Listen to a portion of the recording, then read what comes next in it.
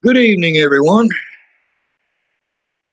Welcome to another episode of Into the Shadows with me, Reverend Richard Moonchild.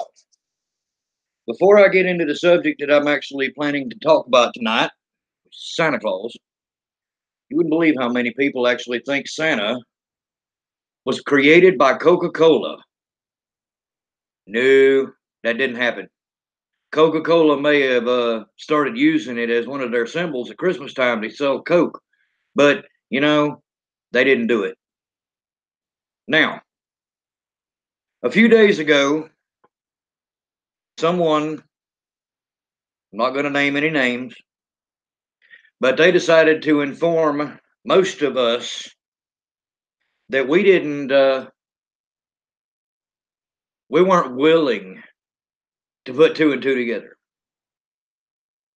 Well, I'd like to answer that. First off, anybody that's actually into the subject of ufology and fringe, we've got a reason for being there. We don't really need disclosure. We're just waiting on someone to actually prove it and show us that they're willing to finally admit that something really is going on in our skies. Over the last few weeks, there's been hundreds of UFO sightings. I mean, it's been crazy. I've seen several of these videos showing triangular-shaped craft, cigar-shaped craft. Now we've got scientists talking about 2 to 3 more of the long cylindrical-shaped objects, that interstellar objects that have come into our neighborhood. We've got video and photos of them being around Saturn, in the rings of Saturn. Most of us that are in this subject, we've already had our disclosure. We already know what's going on. We just need an answer to who it is, where they come from, and why they're here. We know they're here. That's like the big black triangles. People talk about them all the time. You see these videos I'll pop up on YouTube and people talk about them. Hey, you know what? I've been studying this subject now for well over 20 years. Closer to 30. Actually, closer to 35. I know whose the black triangles are. If I had proof, I would disclose it. But all I've got is the word of several people that I have spoken to over the years out of the FAA, aviation pilots, both civilian and military retirees alike. They're ours. And honestly, any common sense would tell you that, because they're big black deltas. Most of our aircraft these days, what do they look like? Triangles. We've got proof that the TR-3B has a patent on it. So anyone that doesn't have common sense enough to say that We know that something is going on in our skies, that someone is flying through our skies with impunity, and that most of our fighter craft cannot touch them. They can't even keep up. We just had that happen over the UK, and in the last couple of months, we've had it happen over Nevada, where we have scrambled fighter jets to go after an unidentified object that literally outrun our fastest aircraft. That's proof. That's all the proof I need. That's all the proof most of us need.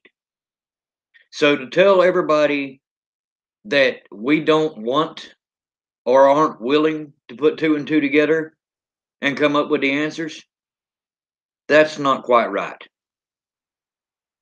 I don't really appreciate that, and I'm pretty sure it's insulted most of the ones that were actually listening. You don't have to be so combative. We're all in this together. We're all looking for proof, and nobody knows where all the bodies are hidden. I'm sorry. If you did, think about that. You say you know where all the bodies are hidden. Well, the fact that you said that makes you an accessory after the fact because you're not willing to spill the beans. In a criminal court case, if somebody had bodies hidden everywhere and you found out about it and didn't disclose that, you would be an accessory after the fact. Think about that. Seriously. Now, for tonight's show, a lot of people think that Santa Claus was created by Coca-Cola. Well, I'm sorry, he was not. He is actually based on someone who was born around 280 AD. St. Nicholas. He was born to a family who could not have a child. And they sat and they prayed and prayed that God would give them a child. As soon as this child was born, Nicholas, to be exact, everyone started realizing he was different. By the time he was one, he was standing in his bassinet. At that time, in Christian religion and Christian beliefs, you were supposed to fast on Wednesdays and Fridays. This child would not even take his milk until after sundown on those 2 days. This child started in the church at a very young age. And as he did so, he grew in that church. Now, his family was actually pretty wealthy. And when his parents died, he inherited everything. St. Nicholas then used that money to help the poor and the needy of the community. There's even a story about how this poor man had 3 daughters. And his oldest daughter, he was about to have to sell into slavery because he had no money to get her married. The story goes that Nicholas found this out and took some of the gold out of his own pocket, put it in a handkerchief, and stuck it through the window of this man's house. The story goes, the legend says, that when it went through the window, it actually fell into the girl's stocking. Because at that time, they were hanging their stockings either on the windowsills or in front of the fireplace so they would dry. So, this man also helped his other 2 daughters by giving them a handkerchief full of gold to keep all 3 from being sold into slavery.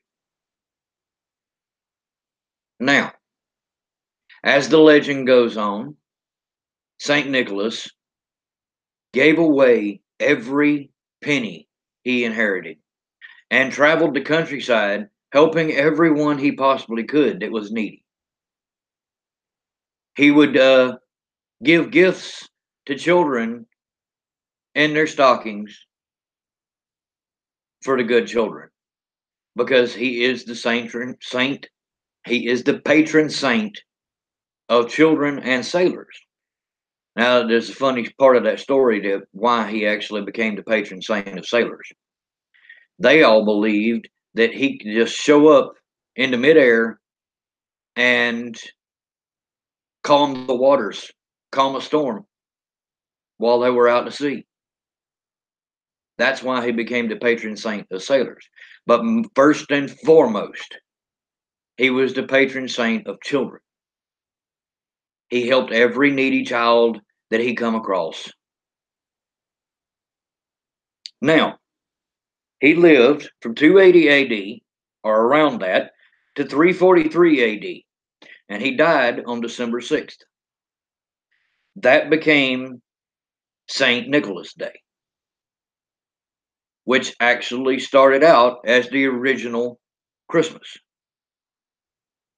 They celebrated it every year, even till the Protestant Reformation, when they started actually trying to ban people from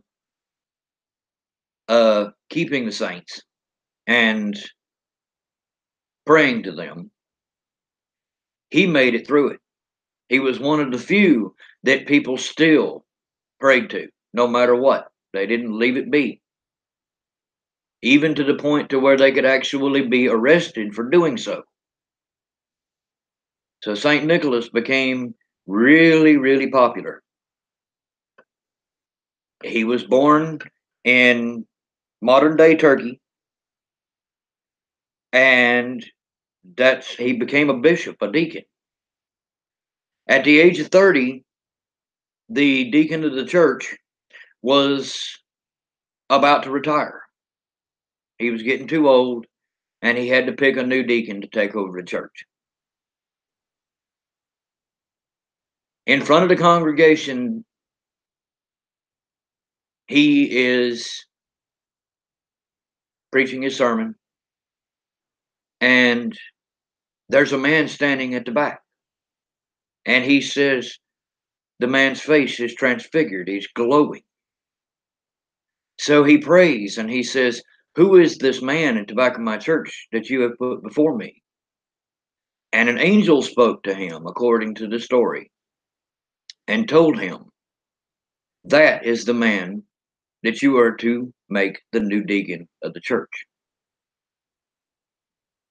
He was so pious and so unselfish that he literally gave away everything he had to everybody. If they needed something, he was there. And he became the deacon of the church at the age of 30. Now, after he passed, they swore that when he died and they put him in his coffin, that it started pouring this viscous fluid that was myrrh and a bunch of other stuff. And that anybody who come in contact with this stuff was automatically healed. Healed the blind, healed the lame. If it was given to somebody that was sick, they were cured. And the story goes on. Now, in 1822, Clement Clark Moore, the author of a certain poem, is the one that actually created, along with one other one, the vision that we see today that is called Santa Claus. With the story, A Visit from St. Nicholas, which everyone knows today as 'Twas the Night Before Christmas, was written in 1822. Jolly little fat man with a pipe, that gave all the children, all the good children, gifts,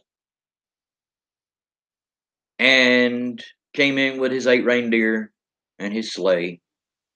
But even at that point, Santa wasn't complete. It took another so many years, another 40, to get to the point to where Santa is today. That story started it all. Now, Nicholas was a staunch believer in Christ. And at one point, I don't know if many of y'all know it, but he was actually in the Council of Nicaea. He was there when they were deciding on whether or not Christ was the Son of God or not. He was there. And out of all of the ones there was one bishop that no matter what you said would argue the point. And finally, one day, St. Nicholas got tired of it. And he walked up to the man and slapped him right in front of the congregation, right in front of the whole bunch of them. And everybody's like, wow, what just happened? I mean, he is a staunch believer that Christ was the Son of God. But in 1862, an artist named Thomas Nast, I actually think it's funny that both of the people that started the Santa Claus story that we have today were New Yorkers. That's rather interesting. But Washington Irving actually got it all started. He in the story of New York, the history of New York, called Saint Nicholas. He actually mentioned him 12 times in the book and called him the patron saint of New York. So Saint Nicholas became the patron saint of New York at that point. Now, Saint Nicholas had been followed by the Holland. They never gave up on him. They was Germany. They had their own version. The Protestants, they wanted to make it out that it was more the Christ child, and it switched to Jesus Christ's birthday at that point. And the Christ child, as a cherub, would fly around from house to house and leave gifts for good children, according to their story. All of this is tying together. Everything from these different backgrounds you will find in the Santa Claus we have today. He's also based on pagan mythology with the mythological Vodin, who was the judge. He would fly on a chariot with 2 horned horses from village to village, making sure that all the farmers were taking care of their farms and taking care of their families and taking care of their animals. That's where you get your judge. That's where you get your naughty and your nice. Now, in 1862, Thomas Nast was asked to do artwork for a newspaper because at that point they were trying to really push buying stuff for Christmas, for presents. So he took Moore's "'Twas the Night Before Christmas" and expanded it. But he didn't make him the short little fat elf that you see in the story of "'Twas the Night Before Christmas." He's a grander, taller being. This is where he was given the red suit with the fur trim. This is also where he was given the North Pole and his workshop and his elves and even Mrs. Claus. All of that came from Thomas Nast and his artwork that he put in the newspaper in Christmas of 1862.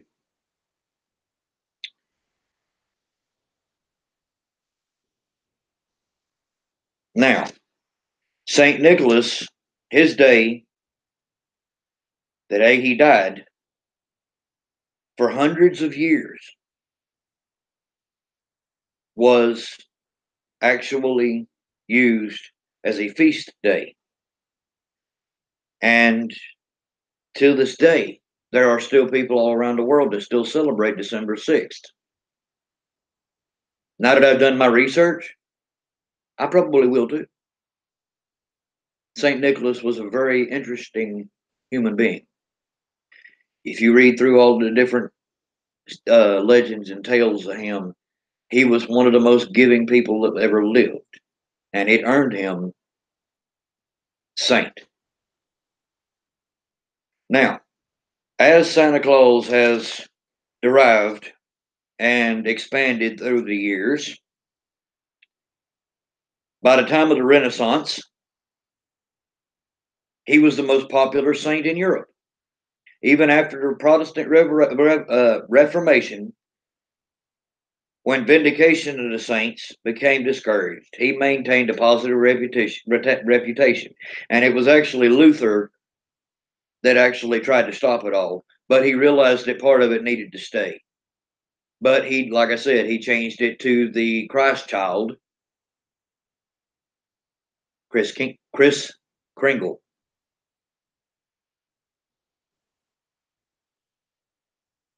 As that would be known. And like I said, during that time, Holland especially kept him and kept on doing what they were doing by celebrating the 6th. And they celebrated Sinterklaas, a shortened form of the Dutch Sint Nicholas.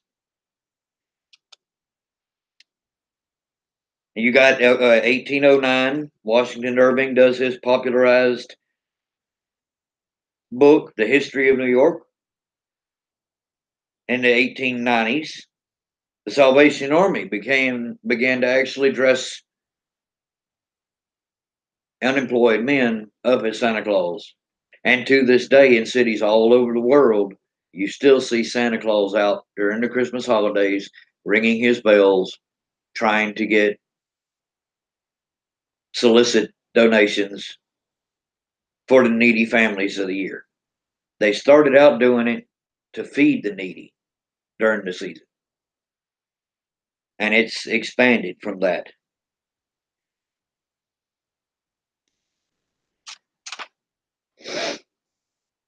Coca-Cola later on popularized it by doing their commercials and really pushing it to actually bring out Coke.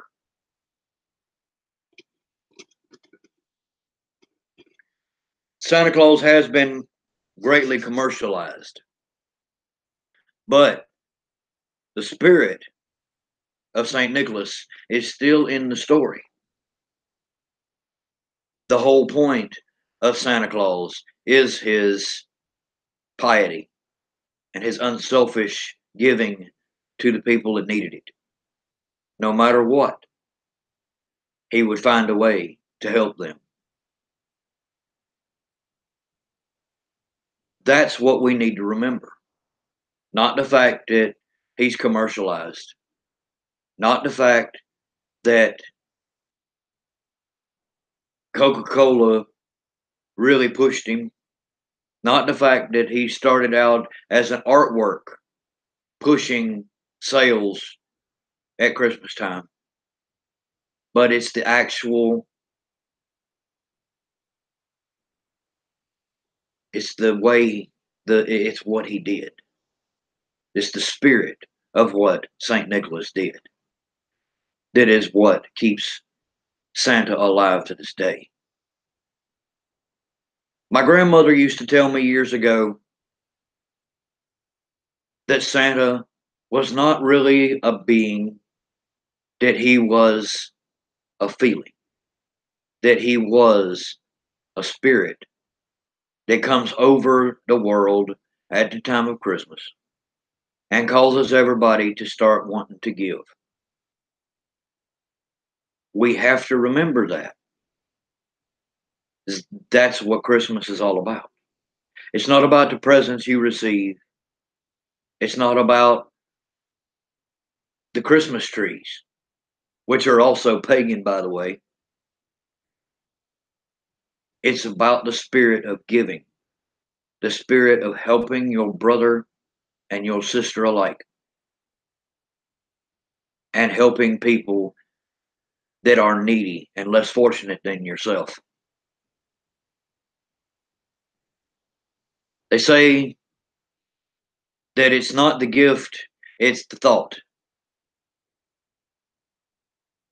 And that is a fact. It doesn't matter what it costs. The fact that you think about someone other than yourself is the spirit of Christmas. And it always will be. Because honestly, if the spirit of Christmas ever dies, this world is not going to be the same. Now, most of you know the original story of Christmas. If you don't, I recommend you read it. It's a beautiful story. The first Christmas being Jesus' birth in a manger in Bethlehem, because of all of the hotels were full. There was no rooms. There was no room in the inn. And then the angels led, and the Star of Bethlehem led the three wise men with their gifts of gold, frankincense, and myrrh to that manger on Christmas Eve and Christmas Day. That is the most beautiful story I think you will ever hear.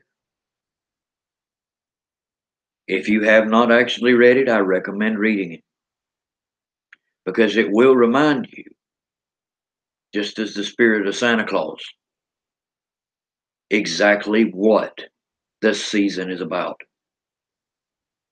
It's not about what you get. It's not about how much you spent. It's not about how much is spent on you. It's about the love, the sensitivity, the compassion, and the spirit of helping your brother and sister in their times of need. I know my show is actually considered, it's Into the Shadows.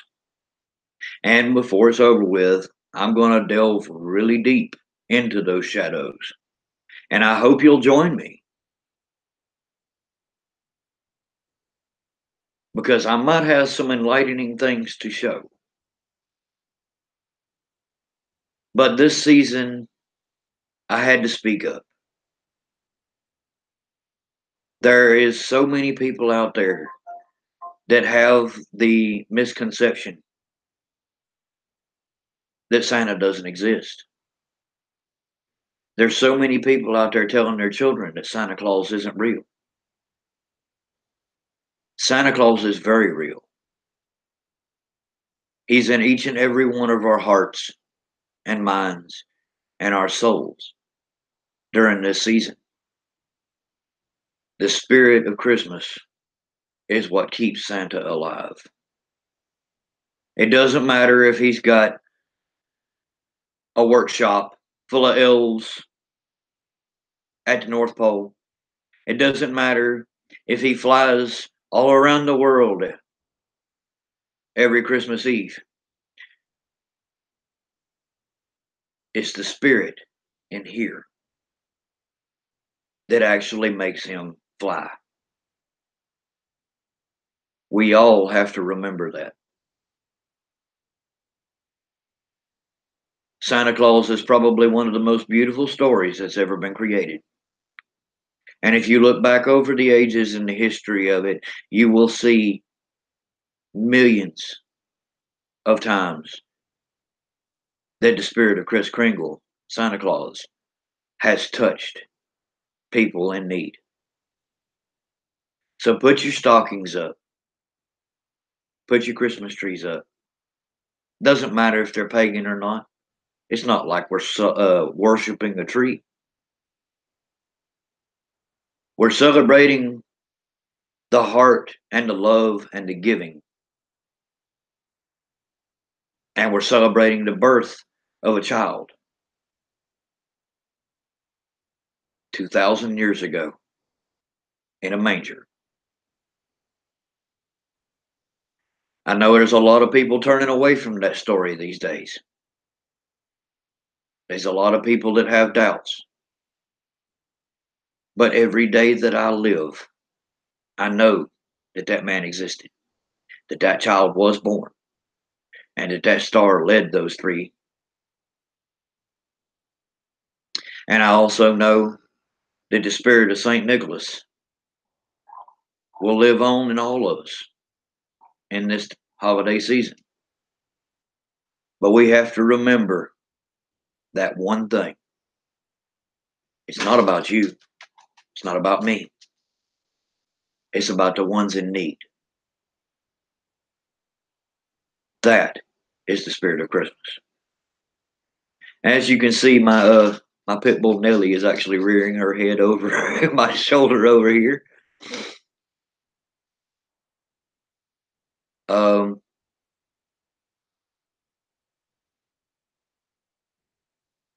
Throughout St. Nicholas's life, he helped everybody he possibly could.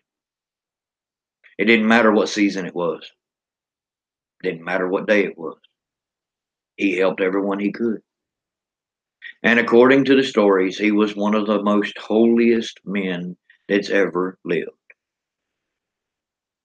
He would give to the needy, even to its last penny.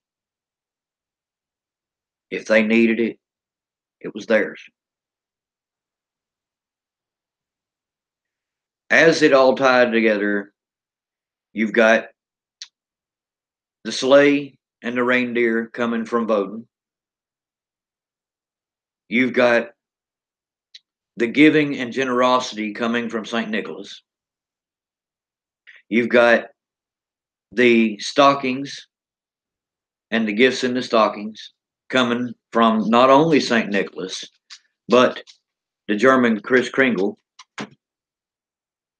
the Santa Claus in Holland. All of these different stories about people who were giving,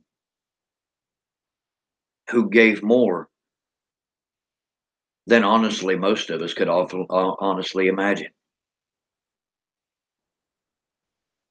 That's what Santa Claus is. He's the spirit that keeps this whole season alive. So just remember, when you see the commercials on TV, when you see the cards, the photos, the videos of Santa Claus, the cartoons that have been around since cartoons existed of Santa Claus, that it may not be a real being, but each and every one of us that thinks to give to someone less fortunate in this time of year are embodying the spirit of Santa Claus.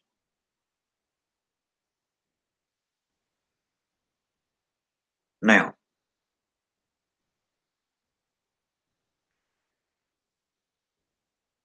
how many of you out there actually knew that? How many of you actually knew the story? Because these days, most of us, unless you actually do the research, you probably have no idea where Santa Claus came from. I know several people that have told me in the last few weeks, it's actually what gave me the idea to do this episode, that they believed that Coca-Cola created Santa Claus to merchandise their drinks. And Santa Claus is probably one of the oldest stories that we have. He goes back to 280 AD, 280 years after Jesus' birth. And his story has lived for well over 1,700 years. And it's just as popular today and just as meaningful today as it was then.